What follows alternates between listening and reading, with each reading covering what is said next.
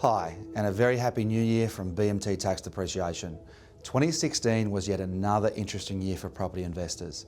Housing affordability continued to be an issue which dominated the press, and as a result we saw major political parties discuss whether changes should be made to the existing housing taxation policy.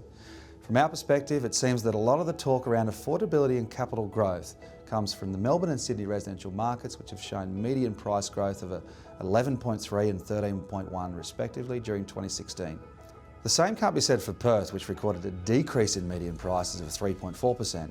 Darwin only saw a modest increase of 1.1%. Adelaide finished with around 4.7% growth, and Brisbane 3.9%. During the 15-16 financial year, we saw growth in the numbers of depreciation schedules ordered at BMT by property investors across all states. In New South Wales, there was an 8% increase, Victoria a 7% increase. These increases continued to the end of 2016 with a further growth of 11% seen in both of these states for the first half of this financial year. Tassie and WA led the states with the highest increase in orders of depreciation schedules, achieving 15% and 12% respectively over this financial year. Growth in the number of schedules ordered in the 15-16 financial year for Queensland was 9%, South Australia 8%, Northern Territory 7% and the ACT 4%. With all of this investor activity in the different states of Australia, I thought it would be helpful to prepare for the year ahead and share a few of my 2017 New Year's resolutions as a fellow property investor. 1. Take advantage of cheap money. Interest rates are at an all-time low. The Reserve Bank lowered them to 1.5% during August. Now is a great time for investors to take advantage of cheap money. Your ability to service the loan might be a little easier. It could be worth checking with your bank or broker to see what your borrowing power is, and also to make sure you've got the best rates on your current loans. It can be well worth getting a pre-approval in place so you can take advantage of any bargain that pops up. Keep in mind though that interest rates do rise sometimes. It's really important to consider your buffer in the situation that it may cost more in the future. Tip number 2, consider rent vesting. I love this one. For those finding it difficult to get into the property market or to invest in property while servicing a primary place of residence, it could be worth considering rent vesting. Rent vesting offers an alternative way to enter the property market by buying a more affordable investment property in a growth area while you're renting elsewhere.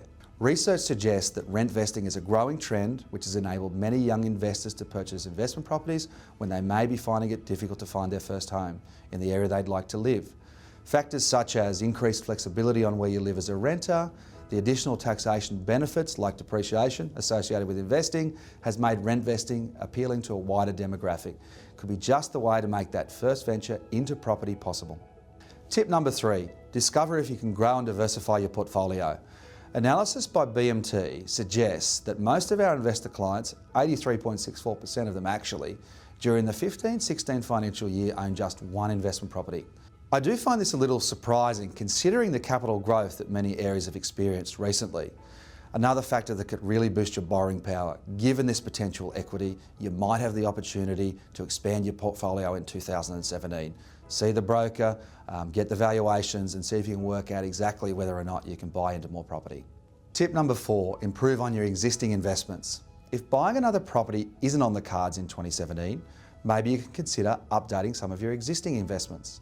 Renovating an investment property can reward investors with increased value, improved rental returns, and of course there will be those additional depreciation deductions.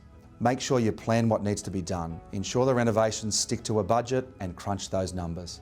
Talk to your property manager and ask what increased rental return might be if you update or renovate certain things. There also could be that considerable increase in value for minimal outlay. You need to also ensure that you're adding capital value to the property for the works you propose to do.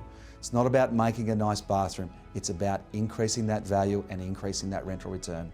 Speak with the specialist quantity surveyor before you start any work, because items that you remove, you might be able to claim that scrapping value for, which means instant deductions and potentially more cash flow. And finally, look outside of your own backyard. Many property investors only look at potential properties close to home. You know the area, you like the area, so you think it's going to grow. Property markets all over Australia move ahead at different times based on a variety of key drivers including employment, infrastructure projects, population growth, housing stock shortages and changing demographics. As a property investor, it's important to consider other suburbs, towns and states. Get expert advice. Read, learn and do research. Use the key metrics that are available. Why some property markets are slow, some property markets are growing. I wish you all the best with investing in the year ahead, and remember, our expert team at BMT are always happy to help with any of your depreciation queries. Bring on a great 2017.